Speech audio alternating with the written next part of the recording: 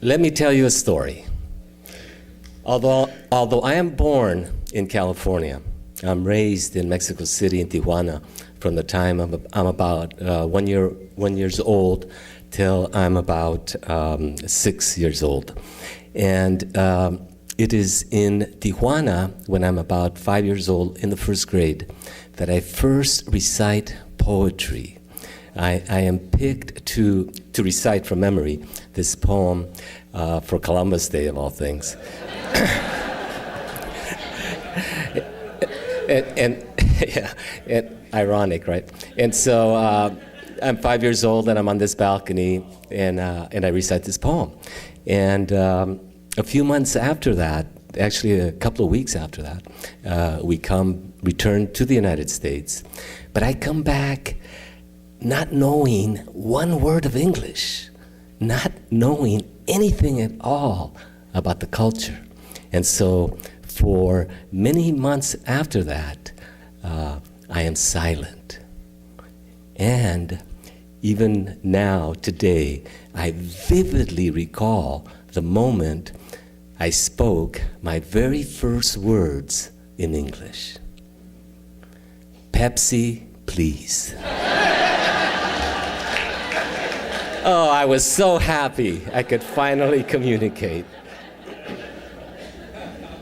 And it's been a long road from that balcony and a 5-year-old to this stage. And before I go any further, I want to thank Magali and Marisol for their patience, especially their patience.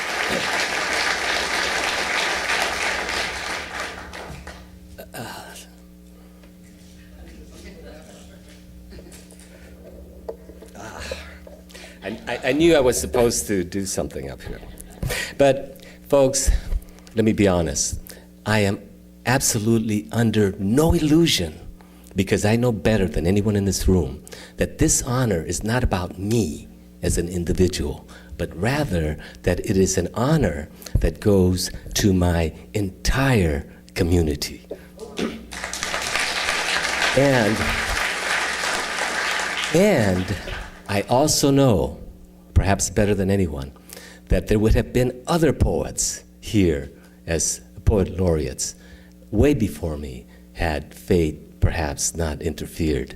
And I want to mention them right now. I'm talking about the fine Filipino poet Serafin Sequia, the African-American poet Brio Clay II, and another Filipino-American poet, Al Robles. They were all colleagues of mine. And also, I want to mention other poets that would have been poet laureates, I think, had the Calavera Catrina not taken them out to dance. And I'm talking about Victor Martinez in particular. And also, though he was not a poet, he did work in San Francisco. I heard him and met him several times in San Francisco. I also want to honor Pidi Tomas and his slogan that I think about every day: every poet a child, and every child a poet. And also let me mention, because they are part of the parallel literary histories that I want to talk about today, other poets that I grew up with that had great influence on me, and that also would have been poet laureates, I think, but fate took them to other places and other cities. And I want to mention Victor Hernandez Cruz and Tazaki Shange, Jessica Hagedorn. These are writers that I grew up with, right? I learned to read and write in public and personally with them, and was inspired and encouraged by their words and their own work. But in particular, I want to acknowledge the one that would have been the first Latino poet laureate of San Francisco, and that is Roberto Vargas.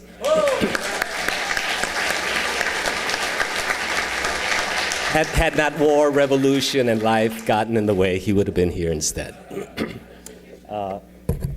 And I tell you, during that period when I'm 18, 19, 20 years old, 21, 22 in San Francisco for the first time, and I'm meeting some of these writers, and I'm learning my first chops in places like the Coffee Gallery on Grant when Carol Lee Sanchez was running it, and also the Riveltat Borden, where I met people like John Ross, Kel Robertson, Wayne Miller, and George Songas. These were the people that I grew up with that taught me how to be a poet in San Francisco, and I want to thank them. And also I want to point out that I learned to read in San Francisco in working men bars, in working men cafes. And if your poetry wasn't good or if you were kind of sloppy or weak, they'd get up there and tell you, sit down, man. And I always like to say that the first time I ever got paid was at the River Thad Borden, and it was 2 beers. But actually it was only 1 because the other one was thrown at me. So when I talk about community, I mean all of us, regardless, because the word community means those things that we have in common, right? We also get the word communion from community, yes? So these are the things that we hold in common, our poetry, our literature, and our literary history. So when Mayor Ed Lee called me and asked me very graciously if I would be the next poet laureate, I told him I would accept, but only in the name of my community.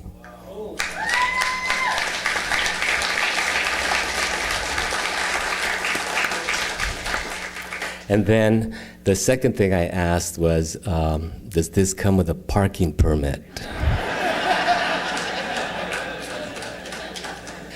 You have no idea how many poems I've written on the back of parking tickets.